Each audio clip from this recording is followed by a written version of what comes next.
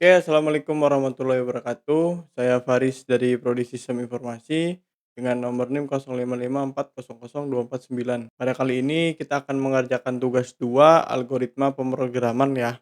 Langsung saja kita ke soalnya. Jadi ini kita ditugaskan untuk membuat program sederhana menggunakan operator statement if ya. Jadi logika if else gitu. Langsung saja kita ke text editornya ya. Di sini saya menggunakan VS Code. Oke, tampilannya pertama seperti ini, lalu kita buat, filenya ya. Misalnya namanya yaitu gaji karyawan. Saya menggunakan program Java ya. Oke, sudah jadi seperti ini, kita langsung saja buat. Lalu seperti biasa, kita menggunakan util ya.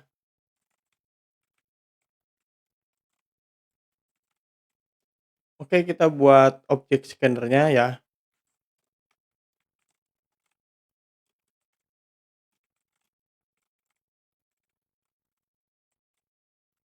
Oke, ini adalah input scanner kita. Jadi fungsinya ini untuk membaca data dari keyboard kita nanti ya. Lanjut kita bikin variabelnya, berarti kita tulis di sini variabel ya. Buat tanda kalau itu variabel, biar lebih rapi dan enak kalau ada error.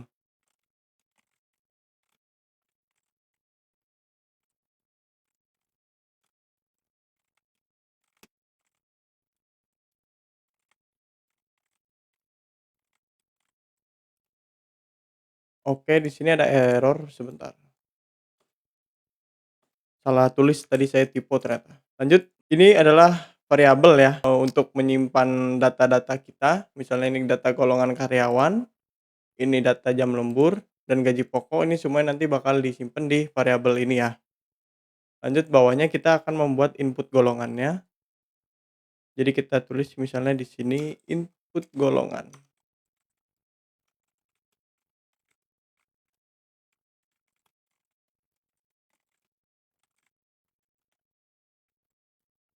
Kita masukin golongan karyawannya sesuai yang di soal tadi ya, golongan A, B, dan C itu.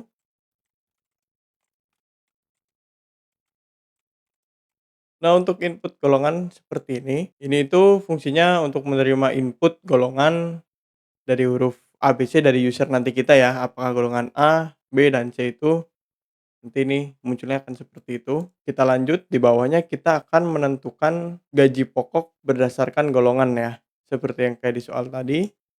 Jadi di sini kita tulis misalnya gaji golongan. Jika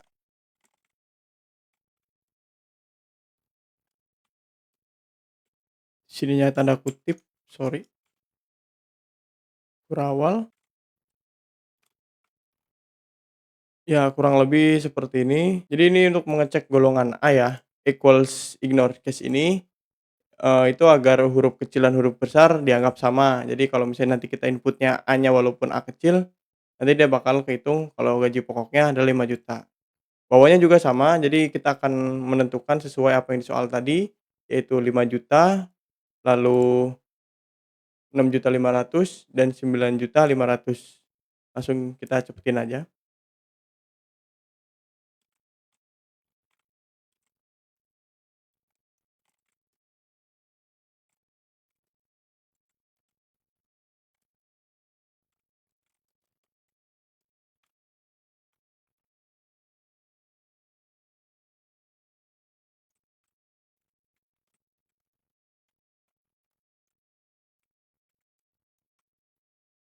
Oke, lanjut di sini kita tulis, eee, else.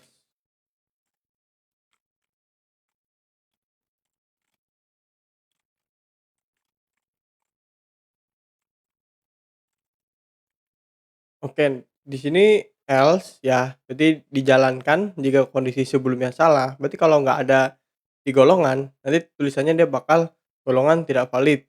Terus kita akan return, berarti itu menghentikan prosesnya atau prosesnya dia ngulang lagi dari awal, ngisi lagi gitu.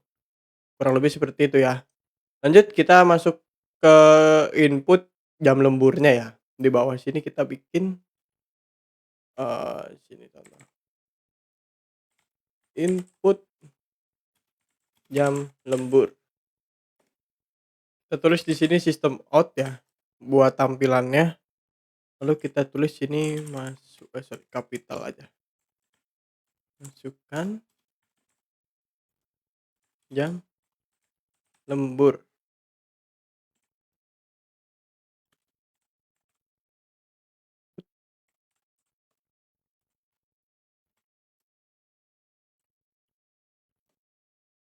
Oke, kurang lebih seperti ini ya. Oh salah, ini bukan next line ya, karena integer berarti kita next-nya seperti ini. Oke, let's go. Jadi ini tuh kurang lebih tampilan ya, buat masukin jam lembur dari user ya, dari kita sendiri, nanti kita masukin jam lemburnya berapa jam nih. Setelah itu, kita masuk ke hitungannya sama kayak di atas. Jadi kita di sini tulis misalnya lembur berapa persen, oh tadi dapat berapa persentase, berarti persentase lembur. Ini hitungan, masuk ke hitungan lagi kayak yang di atas ya. Kita langsung saja.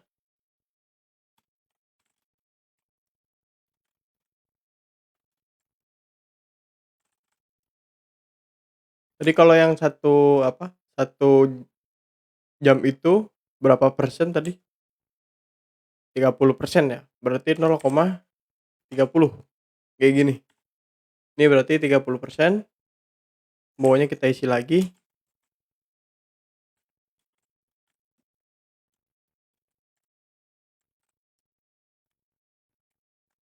Terus ya, seperti yang di soal tadi, nanti di bawahnya kurang lebih sama isinya seperti ini, kita cepetin saja.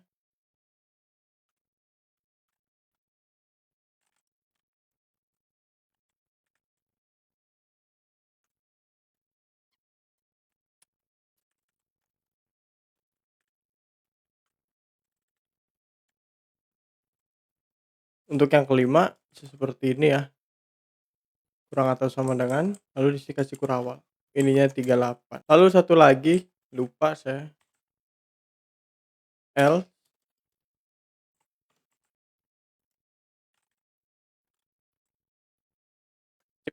kurang lebih seperti ini ya. Jadi tuh ini tuh untuk mengecek jumlah lembur ya. Jika lemburnya 1 jam, nanti dia bakal dapat 30%. Bener tadi seperti soal kan? Lalu datanya itu disimpan di persen lembur. Nah, setelah itu baru kita di sini bikin penghitungan total gaji dan lembur. Kita tulis di sini misalnya penghitungan total gaji lembur. Jadi di sini kita tulis gaji lembur sama dengan gaji pokok dikali persen lembur. Jadi gaji lembur itu gaji pokok yang tadi udah ada di sini nih, di data ini gaji pokok dikali persen lembur. Persen lembur itu kan datanya kan tadi disimpannya di persen lembur ya, datanya 0,32, 0,34 itu semuanya kan ada di sini kan. Nah, nanti itu dikali baru hasilnya gaji lembur ini. Kurang lebih metodenya seperti itu ya.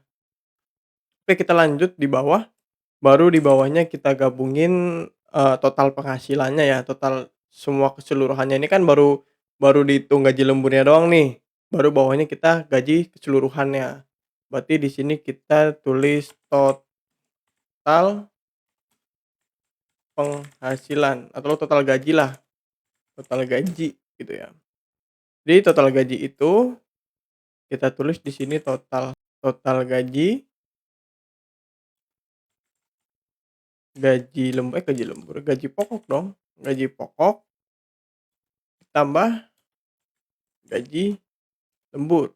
Jadi gaji lembur yang sudah dijumlahkan di sini ya, di data sini, variabel ini, nanti ditambah dengan gaji pokok, lalu hasilnya itu adalah total gaji kita nanti gitu ya.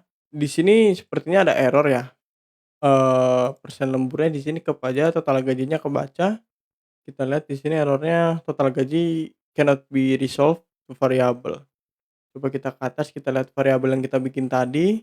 Oh iya, ini salah nih, harusnya di sini kita tulis di sini total gaji. Ya, jadi tadi saya salah tulis makanya total gajinya tidak kebaca.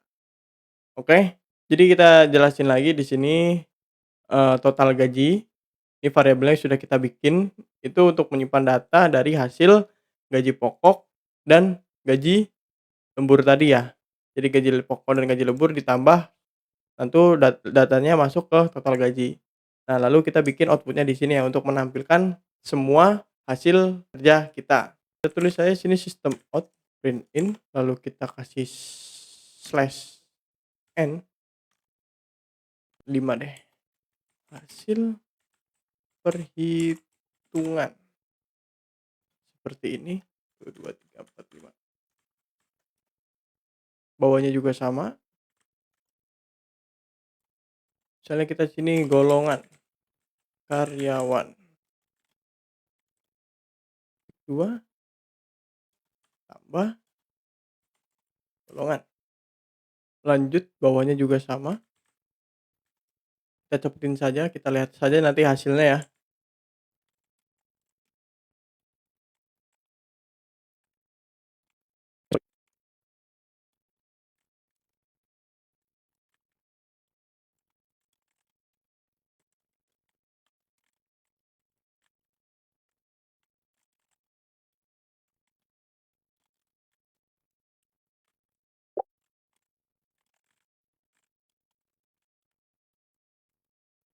Oke, setelah seperti ini kita rapiin dulu biar output-nya terlihat rapi ya.